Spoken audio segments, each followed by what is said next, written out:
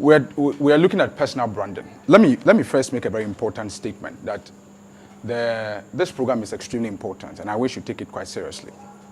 So prior to your coming, I was having a talk with Doc, and I was telling him that in school, things like this are even more important and perhaps more critical and sensitive than many of the things you learn for the 4 years you'll be here, or 2 years or 3 years, whatever the duration is.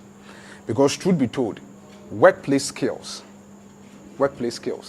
change so rapidly that year on, you need people who are in the system to orient you on what the system requires, so you can stay on track, or you can be focused with what the trends demand.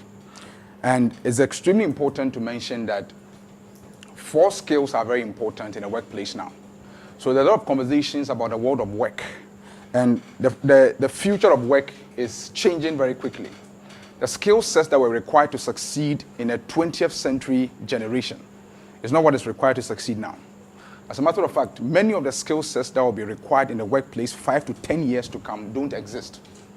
So a lot of things are changing very quickly, and we can only adapt.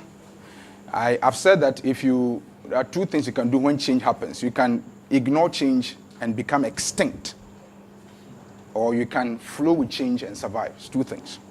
And change is the only constant in life. So 4 skills are important. First is technical proficiency. And I expect that is a given. Why is it a given? You are studying either economics or business administration or marketing or logistics and supply chain management or procurement or finance or something. So the expectation is that after school, you have some technical proficiency in what you studied. So if you read marketing, you should be able to speak to what the 4 P's in marketing are. If you read HR, you should be able to speak to, if I ask you what is headcount, I expect you to tell me what headcount is. If I ask you about performance management or performance appraisal, have you heard about 360 performance appraisal before at an interview typically? I expect you to be able to tell me something about 360 performance appraisal. If I asked you about what is talent management, so those are technical issues that we expect you to know. So that's a given. I'm saying it's a given because the university system is supposed to teach you that. The second skill, which is extremely important, is leadership aptitude. This the university may not teach you. And I'm saying, I use the word may advisedly. I know some universities actually run full-fledged leadership programs from first year to final year. But what is a fact is that everybody leaves school, and the one thing you become is you become a leader. So some of you are already managers of your own businesses, or you could get promotion right after school. Now, the higher you rise in your career, the less technical skills is required of you, the more leadership skills you need to succeed. So leadership aptitude is important. What is leadership? It's fundamentally being able to take initiative, have solutions to problems, having vision, and being able to align people behind the vision and then drive them to achieve a set target. Now, these are skills that you may never be taught in school, but that's what is important in the workplace. The third is commercial awareness. So every business, insofar as it's not a charity, exists to solve problems.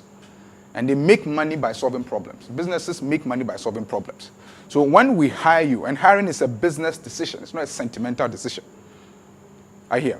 When we place adverts, job adverts, and require that people apply and be recruited, it's not sentimental. So I know a lot of companies take recruitment as a sentimental thing. It's the same thing with firing. When you are firing somebody, it's become a sentimental matter. The person begins to plead and beg. He brings his great-grandparents and his grand-uncle and his mother and all of that to plead. It's a business decision. We hire and fire on business grounds. So we hire typically because we need somebody, a certain skill set, to come in and drive the company to the next level. The question is, are you that person? So I work in a recruitment agency. Now, I've lost count of how many people have told me they're looking for jobs. And in as much as I'm empathetic, because my job requires me to be, I'm also logical about it. So I have a friend who sent me a message that any job vacancy that comes, I should send it to him.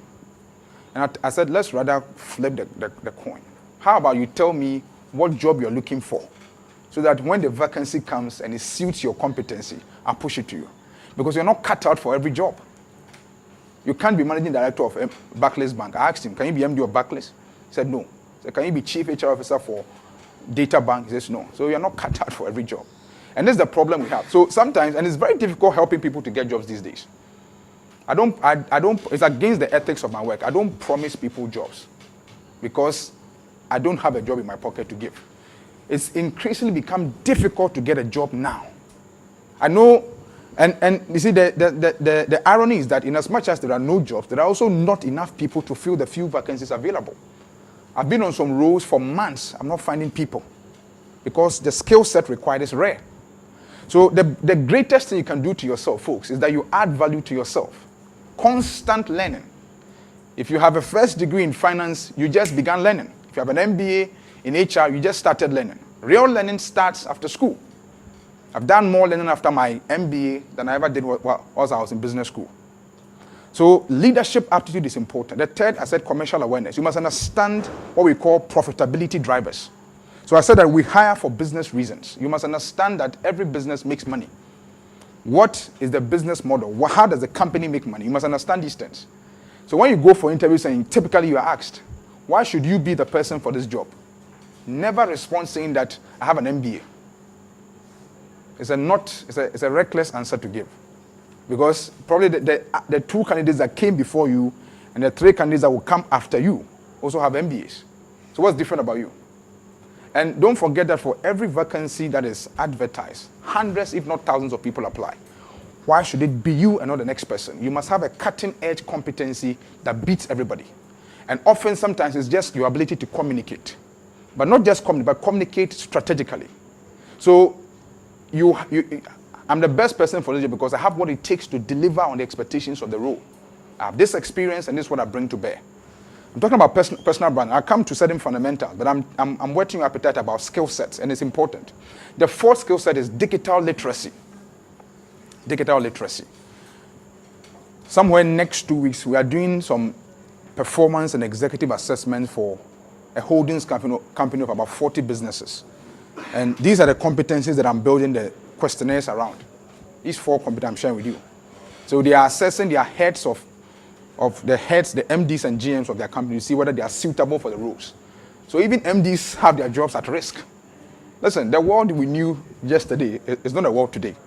A lot of things have changed, and we have to be aware, 1 and 2, flow with it. So what is digital literacy? It will become a workplace requirement that people should be able to code in about 5 to 10 years' time. It will be an employable skill, not just an added advantage. A core employable skill that you should be able to not just have IT skills like Word, Excel, and PowerPoint, which many people don't even have. I spoke somewhere in an investor and I asked how many people have Gmail accounts. I was surprised the numbers that lifted their hands up. Listen, I was shocked. University students don't have Gmail accounts. And when I probed further and asked a few of them who lifted their hands, their Gmail accounts were funny. And I'm talking about personal branding. If you have a Gmail account like sexylove@ymail.com, there's a problem with you. And listen, some of you tender your CVs to agencies, you never get called for interviews, you don't know what accounts for it. Little things like this account for it. I'll never call you for an interview if I see email accounts like that. You're not serious. And listen, like I said, there are too many people applying for the role. We don't have time to look at every CV. There's no time. So when you get an opportunity, you've got to be prepared and solidly prepared for it. Don't take anything for granted. Are you here? So have a corporate email address. Your first name, your last name at gmail.com. That's professional. Not your nickname. Or not I am a beautiful sexy babe at yahoo.co.uk. I'm sorry. Let's take a few things a bit more serious. So digital literacy is important. Listen, go back to a computing school. I've just enrolled in a school. I'm learning about, there's a new software in academia called Mendelin, where you can use to. I'm doing my PhD. I never knew about it. I have to pay money to a school to literally learn how, because it eases your ability to make references and all of that. You know, we never get tired of learning. So you've got to be aware of that we're in a digital age. Everything is digitized. I met somebody who said she was looking for a job. I asked her, what have you been doing? She works in a public sector agency. I restrict the name for personal reasons. For 25 years, all she's been doing is doing photocopy. So it is very pitiful to figure out this person will say have 25 years experience in what? Photocopying. And I'm a proponent of shifting and changing narratives. Experience is no longer longevity. Listen to me carefully. Experience. And because I'm a broker, I'm in between people looking for jobs and companies looking for talents. So I advise both. I advise companies that let's change certain things. I'm doing recruitment for a pharmaceutical multinational. They're looking for an HR director.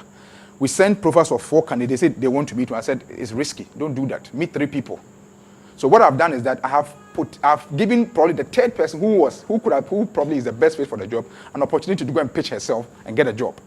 If we're meeting just one person, they might go with her. The person will turn down the offer at the 11th hour. And we have to come back to square zero. So I advise candidates and I advise companies.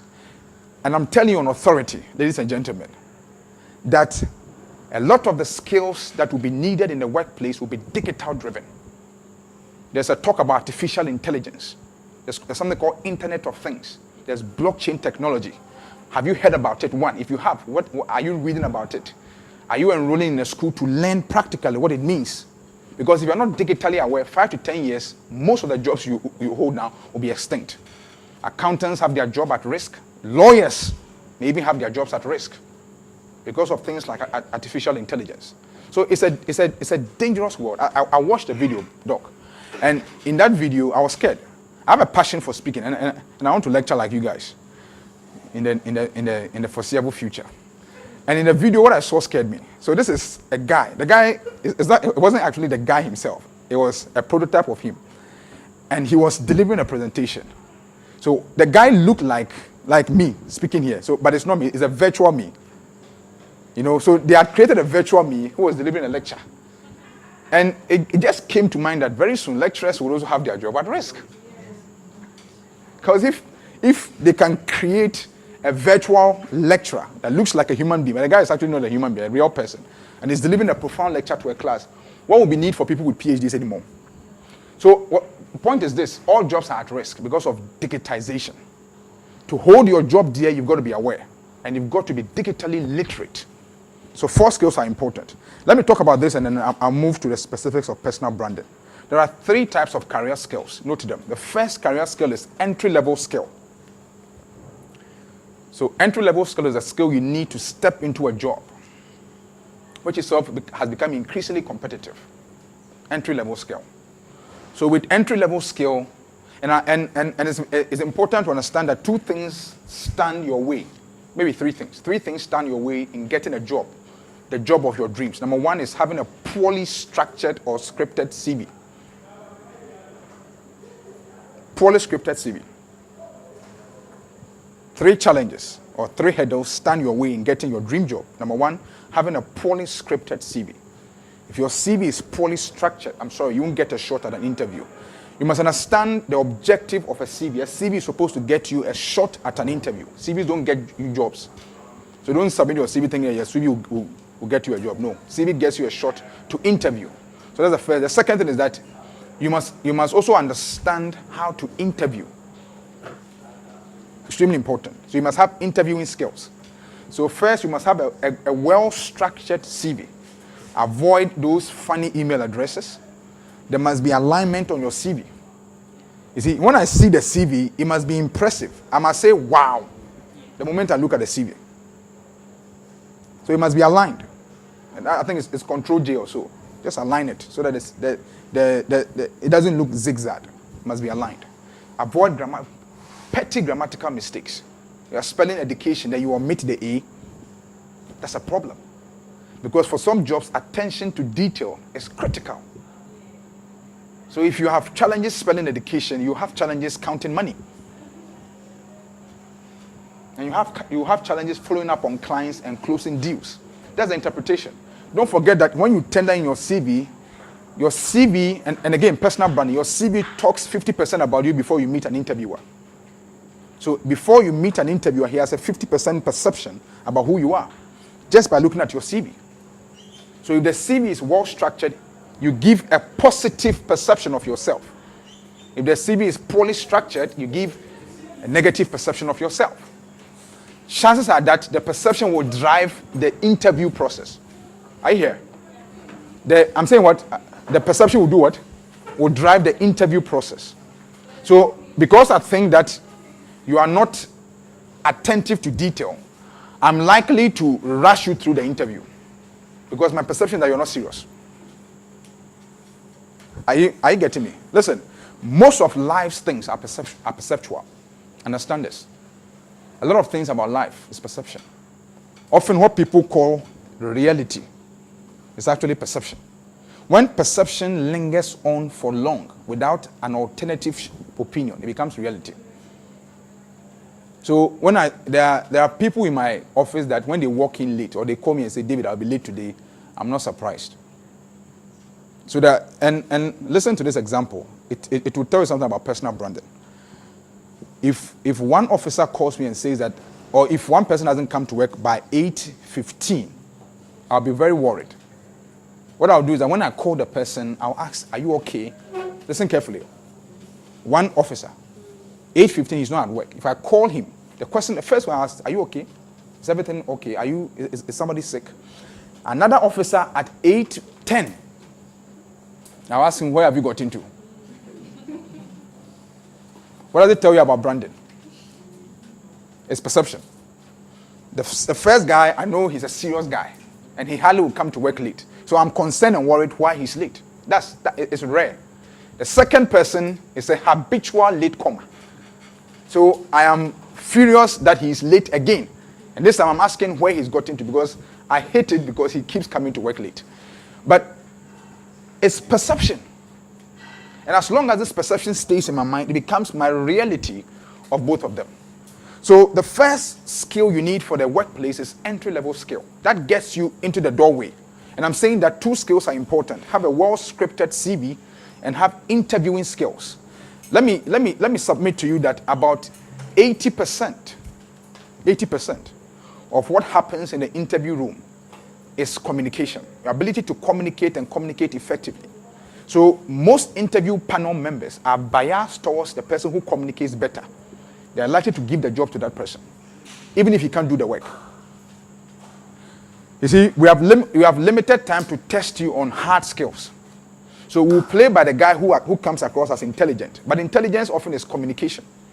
If somebody communicates very well, he is perceived to be intelligent. And every company wants to have intelligent people around. We call them talents, high potential talents. Are you here? So interviewing skills is important. We will give the job to the person who says, I can do the job, and not to the person who can do the job but can't say it. So you can do the job but you can't say it. We won't give the job to you. We'll give the job to the person who cannot do it but he says, I can do it. We'll give it to him and train him, hoping that with time, he can actually do it. Are you here? So that's very important. The second skill is stay-in skill. I call it stay-in skill. So you need some skills to get into a job. And I'm saying two of those skills are having a good CV. If you have to pay somebody to write a CV for you, do it. The things you spend money on, sometimes sit down and really calculate the amount of credit you expend in a month. If you equated it to investment in things like getting a coach to write your CV for you, you realize that it is even probably less expensive. So we have a service like that where we restructure people's CV for them. I've had the privilege of restructuring CVs for top-level people. Vice President of EBIT, lecturers, CEOs, MDs, etc., etc. I have a template, world-class template. If you bring me your CV, I fit it in, I'll align it. There's nowhere you take it that you won't be called for an interview. I thought you would clap.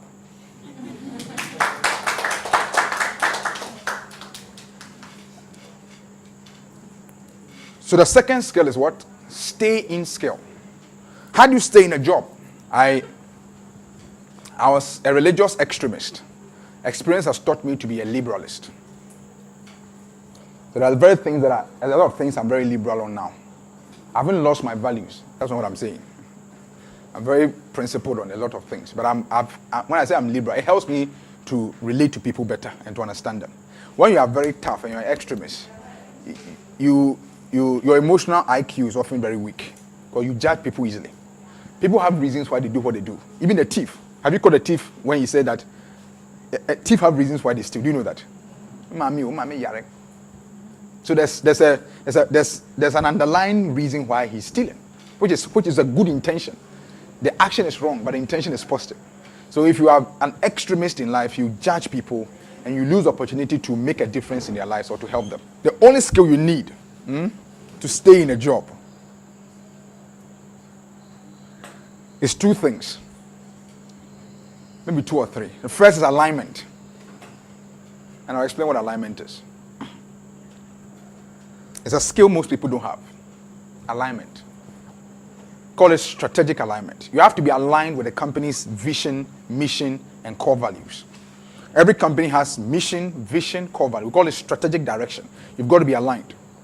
If you are misaligned, you won't stay long in the company. So people get into jobs because of their skills. They get fired for two things: misalignment and behavior. Write it down. People get into jobs because of their skills and their competencies. They get fired for two reasons: for misalignment and for behavior. So you disrespect your boss, you get fired with time.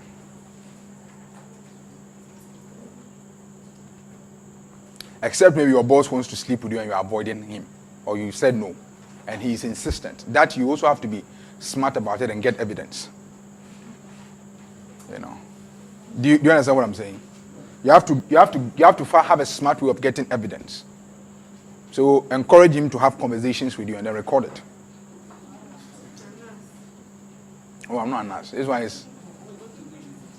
Yeah, in times of trouble, and I've seen some before. I've seen in the public sector a lot of things happen. One of Ghana's problems is public sector. So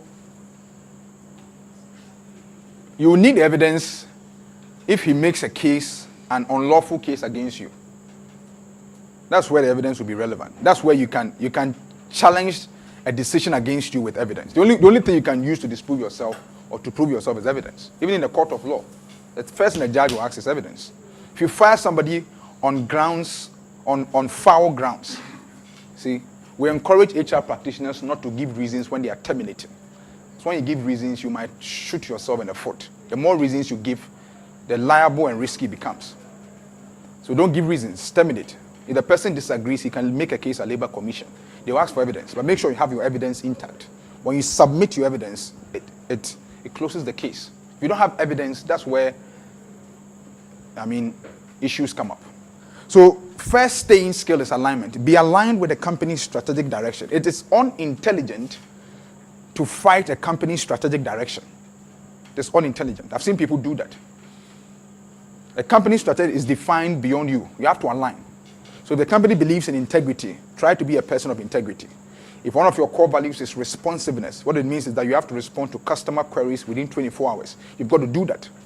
As long as you're not doing that, it will show up in your performance appraisals. Pretty soon, you get fired. So that's the first skill you need. Be aligned and show it. Live the company's values. Number 2 is deliver results. Listen, nobody questions results. Nobody does. You can question so many things. Results, we don't. How many of you are avid sports fans? There are a lot of reasons why people perceive Mourinho was fired. Anybody who supports Manchester United here? Mr. Thompson. I remember you're the only person who added Mr. to your name. You're a Manchester fan, eh? So you know why Mourinho was fired? Why? He wasn't playing the Manchester way. You can play exciting attacking football. If you lose, we are happy. But boring and winning, crying, we are not happy. But he was fired actually for non-performance. Yes, that's what it is. You don't play exciting football. And you're not winning. You are not winning. It makes your case worse. Yes, nobody fears Manchester. Manchester again, yeah. It's true. It's true. So Ole brought back the fear factor.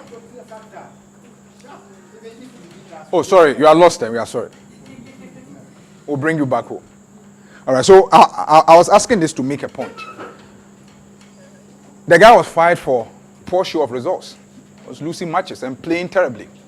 Aside having, there were other reasons. He was having challenges in the dressing room, having frictions with some of the players, Pogba dems and all of that. But fundamentally, he was fired for results. But nobody, when Ole Gunnar came, nobody questions. So they have confirmed his appointment as a substantive manager because he's delivered results. Simple. So two things. Be aligned with the company's strategic direction. Make sure you are aligned. And then number two, deliver results. Deliver results. Because nobody questions results.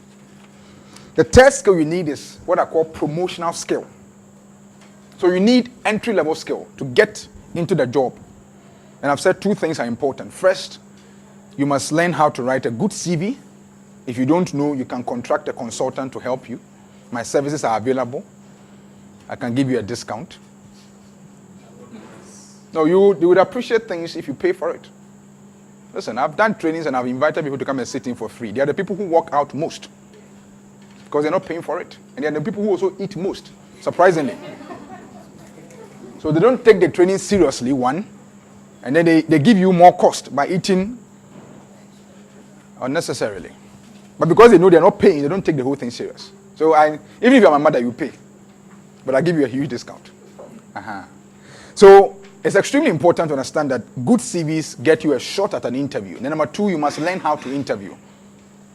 And I've said that interviews are communication biased. If you can't communicate in the interview room, forget it. There will be tension, and never expect a panel to be nice to you. In fact, most of the time they will not. There's always somebody on the panel who is deliberately put there to intimidate people. I often play that role a lot. I know how to do that very well. So often when I walk into interview sessions at the office, my colleagues and their ladies, because of their motherly thing, they want to be nice, walk in there with a serious face and I sit down. The first thing I do is I look at your face for about 5 seconds. I try to maintain eye contact to see whether you look elsewhere or you blink or something. Then I come with fierce questions. And sometimes I deliberately confront you. I'm confrontational to see your emotional intelligence, how you react. And I've seen people show anger. And I've crossed their names with red. Because I know who they're going to report to. Recruitment is a very delicate thing.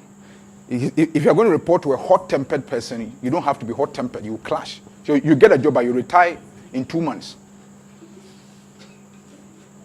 You see, and it's not, sometimes I tell people that let some jobs slip you by. I know you may be desperately looking for a job, but it's better to lose certain jobs than to get into them. You get into the company and resign, and you want out after 2 months. I've placed people in roles who have called me, Charlie, I beg, Charlie, look sharp and get me another job. And something they're paid well. They're willing to take salary cuts because they want out. All right, so the third thing is promotional interviews. To get to the top, which is something you must also desire. So first, get into the job, stay in the job, but also move up. You need leadership skills.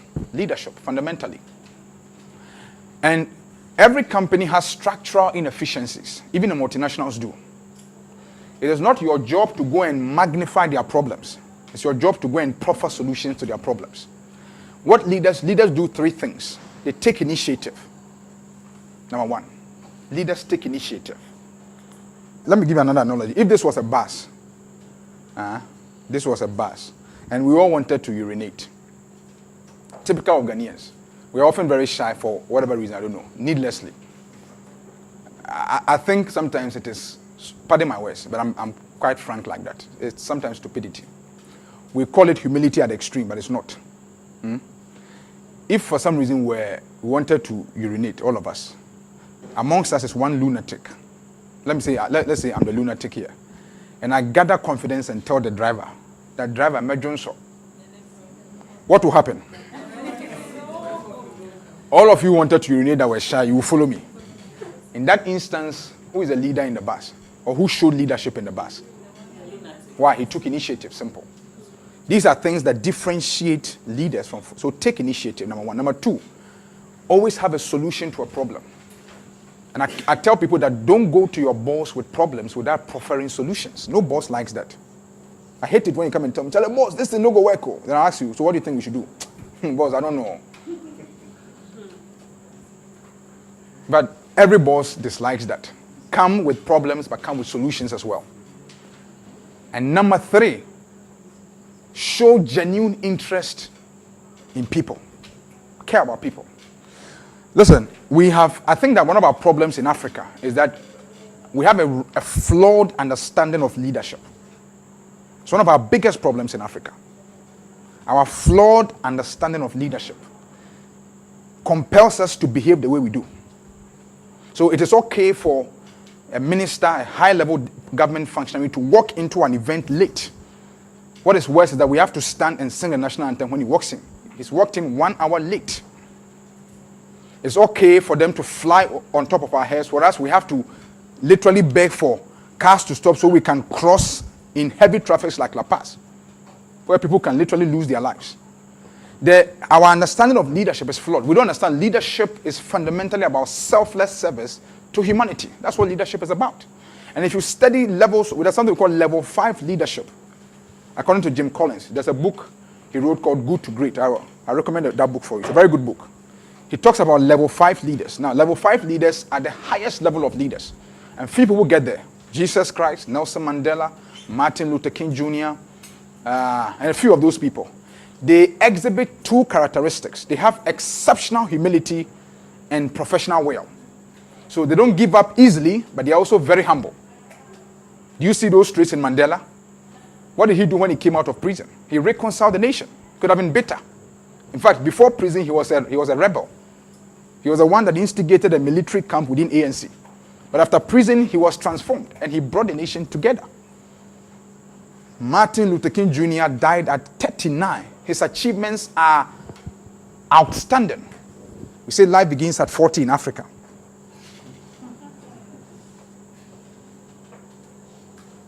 So most of us are waiting to get to 40 to start life. It might be too late for you. Because life begins the day you discover your purpose. And a lot about branding. You see, you start to think and behave different. I've said that leadership is a mental decision. Leadership doesn't begin on the throne. It begins in the mind. So if you think and act like a leader, you are one. You don't need a position. You realize that your personality would attract people. Because what makes you a leader is you have people who believe in what you think and your philosophy and your belief system and are willing to follow you. And sometimes even die for you. But you can only get them when you genuinely show interest in people. A lot of leaders are selfish. Google did a study. They called it Project Oxygen. They wanted to figure out what competencies drove high performance amongst managers at Google. One of the competencies was managers who show interest in the personal well-being of their team members. They were ranked the top performing managers. You see, when people know you care about them, they care about you. Are you here? When they know you genuinely care. And they just don't care. They are willing to die for you. Few people get to that point. So the higher you rise, the more leadership you need. That's how you can get things done. So you stop doing the technical stuff. You drive performance through people. That's leadership. So you have to learn to manage people. You have to be very patient with people. You have to also correct people. You have to learn to be both tough but also empathetic. It's a balance. Leadership is a balance. So you have to be both tough but also very sober. And one of the things about leaders, great leaders, is that they demonstrate their weaknesses to people. This is something we don't talk about often in leadership. Most leadership theories and axioms teach you to withhold your weaknesses and show that you are strong. It's false. Great leaders show forth their weakness. I know you may not agree with me. I know what I'm talking about. When you show forth your weakness, people can relate to you as a human being. It's easy for them to understand how you think and to buy into the things that you want to do. And listen, everybody needs help. How do you get help when people think that you know it all? So and those who are ecclesiastical, pastors, are suffering because of this philosophy. The third skill is what? Promotional skill. I said that leadership is important. It's very interesting how in the public sector, the reverse is the case. So you see, in every organization, companies should look like a pyramid. At the top should be very few people who drive strategy and get things done. When you go to the public sector, it's the reverse. A larger chunk are at the top, and few people are down there. And that's because of the promotional structures in the public sector. They promote every 3-4 years. Promotion is on autopilot. As long as you go and do a degree and come back, you are promoted. So a chair of a public institution called us to help her restructure her performance system. And the union is seriously fighting her. So she came to the office the last time to figure out what to do. I told her unions like to react. That's their job. What you must do as a leader is that you have to, if you have unions fighting, means you're not doing something right. You're not proactively managing them. So, and unions are very powerful. Don't take them for granted. Sometimes they are more powerful than the CEO. Because once they can instigate industrial action, what it means is that people listen to them. You have to figure out who those figureheads are and buy them. When I say buy them, not with money. Involve them in decision making and involve them in change management initiatives. When people are part of something, they can't complain about it. The only way people get shut up. So you see somebody who criticize government. When you give him a ministerial appointment, he doesn't talk anymore. Because he's part of this. He can't complain anymore. He has to figure out how to help the thing work. Do you get the difference? When you are outside, you can criticize. But when you are in, even if you criticize internally, but you have to figure out a way to make it work. But she's on course. I hope that her efforts yield results. All right. Let me share a few examples or concepts with you, and I'll bring my presentation to an end. So, what is personal branding? Branding is how you are perceived. You can write it down. Branding is, one, how you are perceived. How you are perceived, how you are valued, and how you are responded to. That's branding. Branding is not artifacts. I know when companies say they are doing rebranding, they change their logo, they change their color, and then they have rebranded. Or they change their name. They don't change the people. You cannot have a successful rebranding campaign without changing the hearts and minds of people. It won't work. So rebranding means that there's a brand, but you are branding again. Re means again. So if you want to rebrand, you've got to change hearts and minds. You can't change artifacts and end it there. It's inconclusive. So it is how you are perceived, valued, and responded to. But this is informed by three things. Your personality. So who you are, the way you carry yourself. Your attitude. And then your results. You can choose to leave your results on autopilot, or you can be deliberate about it. But your results define your brand. So the example I gave you earlier on, 2 people. When one is late, I'll call and find out, are you okay? The other one, I'll ask you where you are. That's their brand. Your brand is the perception people have in their minds about you. The first thing that comes to mind when people think about you is your brand. So when somebody thinks about Grace and they think of leadership, that's her brand. She's a leadership authority. How many of you know John C. Maxwell? What comes to mind when you hear his name? Leadership. How many of you know General Mosquito? What's the first thing that comes to mind when you see the names? That's branding. That's what branding is. So it's branding that compels a child to go and buy Omo instead of So Clean. That's branding. It is the same branding that compels a child to go and buy Pepsodent instead of Colgate. When you say go and buy toothpaste and you're not specific, you come with a brand you don't want. Because Colgate is better than Pepsodent, I'm told. But the intensity of the Pepsodent brand is contagious. It sits right in our subconscious mind. So we relate to it. Once we hear of it, something pops up. The same thing with Frytol. So when you hear something and then a perception comes to mind, that's the brand. That's branding. But you see, branding is informed by you. Your personality, your attitude, and the results you demonstrate. So 4 things are important in branding. The first is clarity. You need to be clear about who you are. If at this point you still haven't defined your brand yet, we can help you do that. What are you passionate about?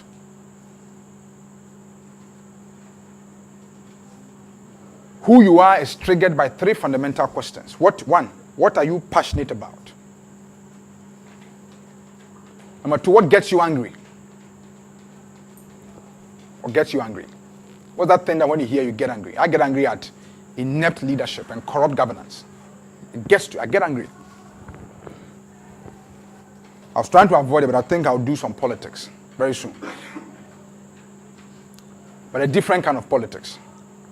I have a friend who is standing as independent candidate. Have you heard of him? Yes. I told him he will lose, but it's a good try. So you need to just try. And I think what he's trying to do is to change the narrative. He just wants to put a message out there. It's fine, it's okay. But he knows he will lose. I mean, he knows. So, 3 things. What are you passionate about? What gets you angry? And what are you interested? What do you do with ease? Sorry. What do you do with ease? That thing you do with ease. It's your strength. So I can speak. I love to speak. I like to share knowledge. You know. So those are 3 things that can define who you are. So clarity is important. You need to be very clear in your mind who you are. I defined my brand very early in life. At about 18, I knew that I wanted to be a leadership development consultant or to speak on leadership. So I started reading every book on John C. Maxwell. 360-degree leadership, leadership gold, 21 irrefutable laws of leadership, 7 indisputable laws of teamwork. Every book is written. Leadership. I subscribed to his newsletter. I read about autobiographies of leaders from a biblical perspective, from a historical perspective. I wanted to understand what leadership is about because I wanted to be able to speak to it authoritatively. So most of my friends, HR came in later, but most of my friends who know me right from university know that David is a leadership guy. Lately, the HR is taking precedence over the leadership. Number 2 is consistency. So you see, brands cannot be trusted when they are not consistent. When they are shaky. So today is this. When your brand is like a chameleon, you are in trouble. Maybe you should write that down. This is a statement you should go and think about too. If your brand is like a chameleon, you are in trouble. Write it down. And write my name under it. Said by David Mills. If you say it anywhere, quote me. Don't plagiarize. Eh? There are doctors and professors here. If you plagiarize, you know the implications of it in academia.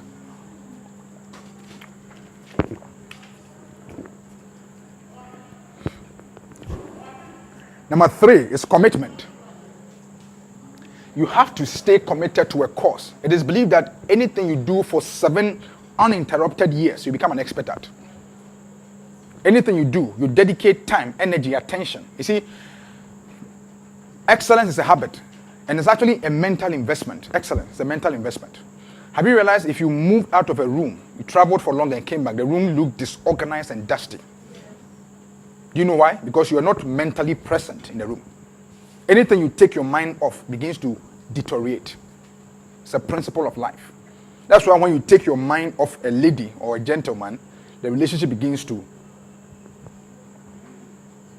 If you stop thinking about your partner, that's where separation and divorce starts from. Because once you don't think about somebody, you don't call the person, you don't care about the person, you don't improve that person's life. Naturally. That's what it is. So, you must understand that stagnation is actually retrogression. So you can be stagnant. This thing can stay here. As long as it stays here, it is actually retrograde because things will come and pass it by. So if he was here and somebody was here, and the person moves here and he's still here, he has retrogressed in real value. In nominal value, he's stagnant, but in real values, he has retrogressed. I hear. The last is character. Very important. I choose to call it attitude. They say it's a perfect word, 100%. If you put together the numerical representation, A is 1, T is something. When you add those components, you get 100%. That's interesting and amazing. Don't you think so? So these 4 things are very important in branding. Clarity, consistency, commitment, and character. Let me share some 10 relevant principles with you. Number 1, never report or attend any event late. This speaks to personal branding. Never. Never report or attend to any event late. It is extremely bad. It speaks volumes about who you are. You see, people who don't have respect for time don't have respect for a lot of things. And time is not money. You know what time is? It's life. A summation of your life is determined by time. Days makes weeks, weeks makes months, months make a year. The accumulation of your years on earth is your life. So time is not money. I know it's a business buzzword, but in reality, time is life. So anybody who wastes your time, wastes your what? Shouldn't you kick people out like that out of your life? I booked a meeting for a colleague. She went late. The MD told his PA to tell her to go back to her office. She doesn't want to meet people like this. And she added a message that if this is how I run my business, I wouldn't have gotten to this level. When she came back, I queried her why she got there late. She was giving flimsy excuses like traffic. And listen, those are things that I hate with every grain of my, you can see my facial expression. I hate it. When people show up to things and say that traffic. Did you just come to Accra? There's always traffic in Accra. When you are going somewhere, you don't know the place, what do? Set off early. So people come for interviews and they come late. I'll tell you to go back home. I did it to a guy. He was former MD of one of these foreign banks. We were recruiting him for a top level. He came in like basically late. So I asked my colleague, what time did he come? He said, he came. I said, tell him to go back. And he was hesitant. I told him, if you can't tell him, I'll go and tell him myself. Because the client we are recruiting for, if this is his very demeanor is negative. He thinks he was an MD of a bank that has collapsed. That alone is even, a nemesis on your resume. And you show up late. I told you, the boss, we respect your coming. You were late. We are sorry, we can't meet you. He said, I told him, I'm sorry. You should have communicated. You should have called us. You have my number. You should have called us to tell us that I'm running into, I'm running late. Give me about 30 minutes or 40 minutes or something. That's better. That shows courtesy and respect. But don't just walk in late and expect us to understand. You were MD of a bank, so what? Me, I chop my post where I work. Chop my post, and I know some of these people, if they get me somewhere, they will mafia me. No, but I'm also very empathetic. I mean, what I'm saying is that these things are principles. We have to respect universal principles of our life. This is why we are still stuck in this grave called Africa. Because we don't respect fundamental things. The same people, when we travel abroad, we make it. Why? Because we respect time. In the UK, if you are late for 5 minutes, a train will go and leave you. Yeah. And you'll be late to work, and your boss will punish you. So you won't be late the next time. So once people can get away with things, it becomes part of their habit. Our habits are formed by little things. Once we start, and I tell people that, listen, if you allow people to come to work even 1 minute late, you are encouraging them to come to work 30 minutes late, 1 hour late, 1.5 hours late with time. Because anything you don't correct, you entertain. That's why we say people do what you inspect, not what you expect. People do what they know you check. They know you check what time they come to work. They come to work, they'll come on time. They know they can sneak in 30 minutes and you won't talk. They'll keep coming late. Very soon they'll start extending the time. I don't know whether it's where we are. It's an African thing. It's a mindset. Somebody says that we are where we are because of where we are. There are 3 components to why Africa is still where it is. The first school of thought says that we are where we are because of who we are. Is it there's something genetically wrong with the color of our skin? So that we are where we are because of who we are. And those are pretty much racist who think that the white was created to have dominion over the black. And the son that they make reference to scripture, that one of Noah's son was black. It is historically and biblically false, that statement. And sometimes they also use the slave trade as a reason. If there was any nation that first could colonize a country, it was Egypt. Egypt is in Africa. So if you want to trace supremacy to colonization, Egypt was the first country to colonize another country. And Egypt is right in Africa. In other words, we first colonized before we were colonized. I get in a point. So you can't, the two are diametrically opposed. You can't relate dominance to colonization. Colonization is evil and must never be entertained. The second school also say we are where we are because of where we are. They say our location in the tropical region, because of the sun, it affects our thinking. So because of the X-rays that we are exposed to, our critical thinking skill is impaired. So we can't drive our development forward. The third school of thought, which many of you will agree with, is that Africa's problem is a leadership problem. So we've had a history or a time in history in Africa where a head of state was richer than the country he presided over. It's called Mobutu Sese Seko. He had investments and mansions in Belgium and France. 80% of the people in Zaire, now DR Congo, live below the $1 line. The president was richer than the entire country. Sani Abacha stole billions of dollars and invested them in Sweden and Switzerland. So I kind of agree. But you see, we will continue on this trajectory of inept leadership if you sitting here don't change your mindset about reporting to events on time. Come for me.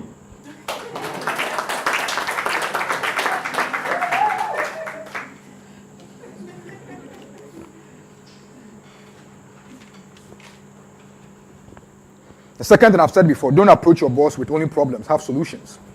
Number 3, learn about interviewing skills. It's a skill you must have readily in your palm. How to interview, how to sit, how to respond to questions. Never get provoked at an interview. They will try to. Never fall victim. If you can slow the pace of your communication, don't talk hurriedly. It's okay to feel tense initially. It's normal. I felt tense when I first stood here. It's okay. But you have to adjust with time. Have a well-structured CV. I've talked about that as well. And I said you can hire an expert. It doesn't have to be me. You can get anybody who can help you. Enhance your communication skills. Learn to communicate, both with your body and with your mouth.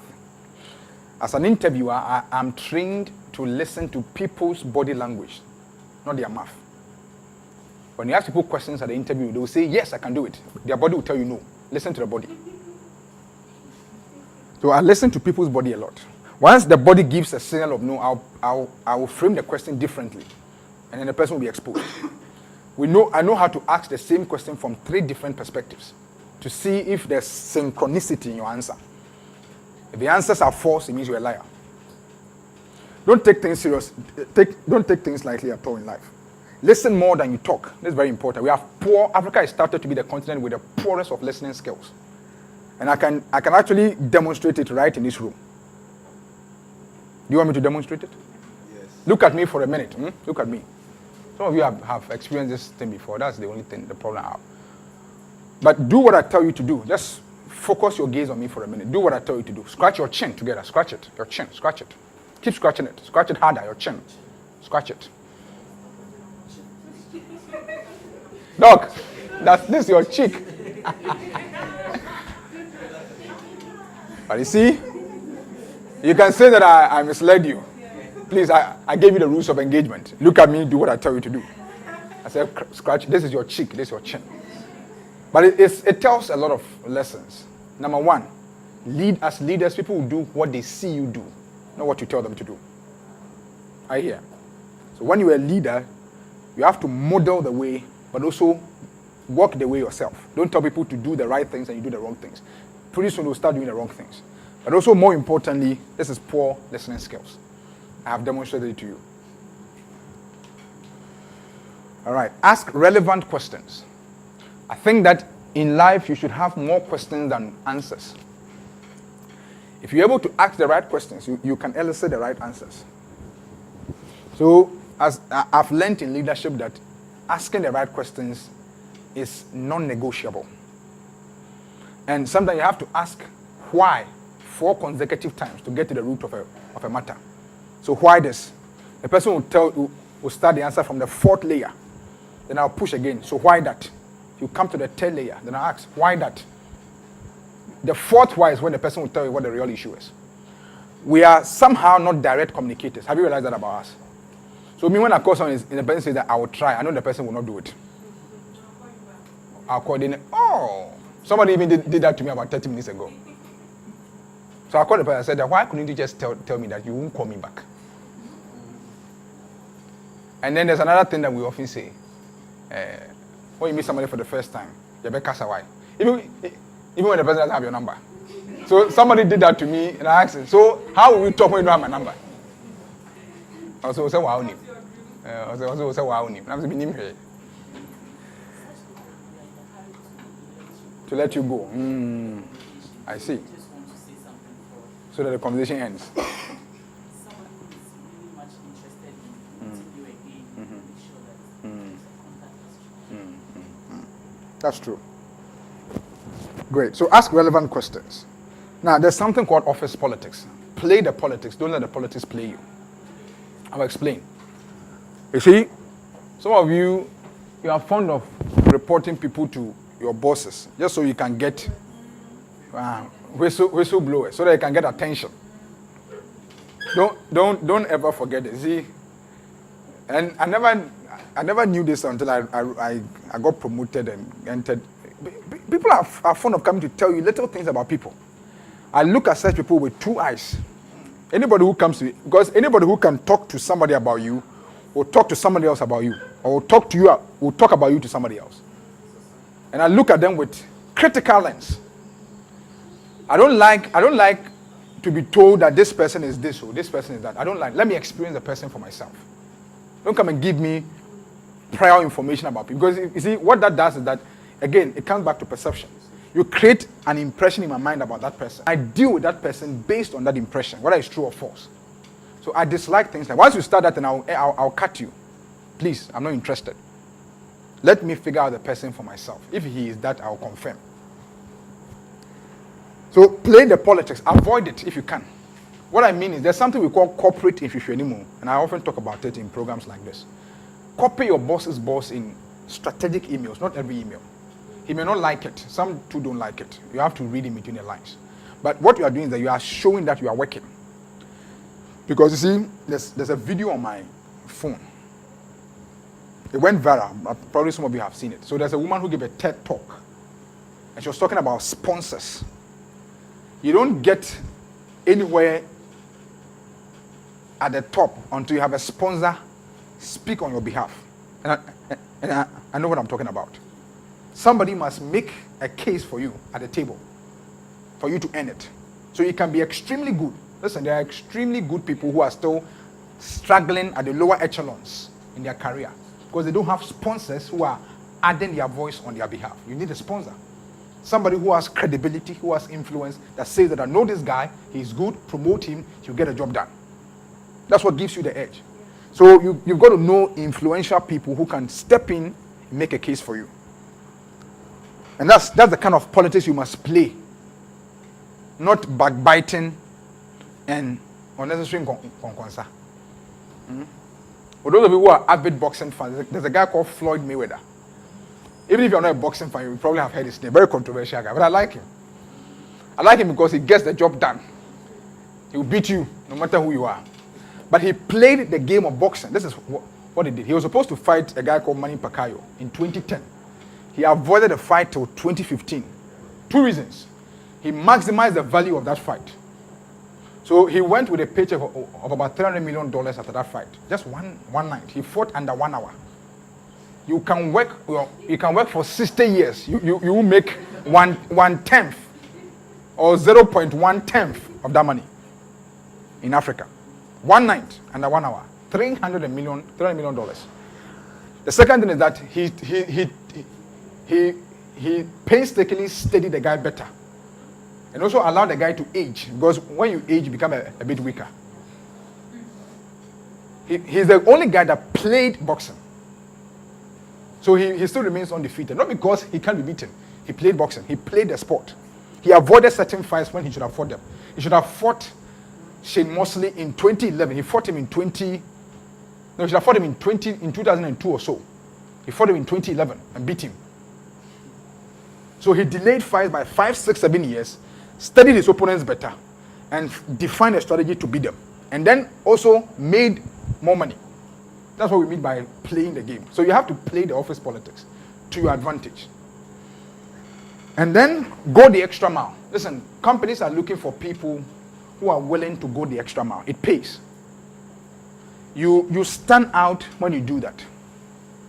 So we did a project for a government institution, and we're supposed to send a report so that we can get paid. I wasn't in the know that the report had actually been done. When I saw the report, I said, this can't go.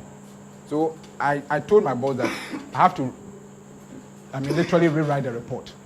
So I stayed in the office. I left the office at about 10:30. Stayed in the office and rewrote the report, sent it to my boss for her to look at it before she gave her approval, and then we were able to send it. So learn to go the extra mile for your company. The last is show leadership. I use the word show leadership advisedly.